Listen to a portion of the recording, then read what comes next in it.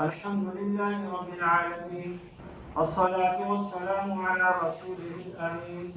أما بعد، فيا معشر المسلمين، قال الله تعالى في كتابه المجيد: إن الله وملائكته يصلون على النبي يا أيها الذين آمنوا صلوا عليه وسلموا تسليما. اللهم صل على سيدنا محمد وعلى آل سيدنا محمد وبارك وسلم وصل عليه.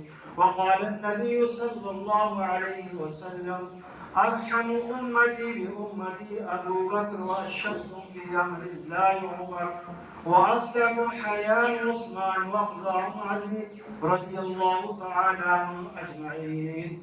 إن الله يأمر بالعدل والإحسان وإيتاء ذي القربى وينهى عن الفحشاء والمنكر والبغي يعظكم لعلكم تذكرون. اذكروا الله يذكركم ويستجب لكم، ولذكر الله تعالى أعلى وأولى وأعز وأجل وأتم وأهم وأعظم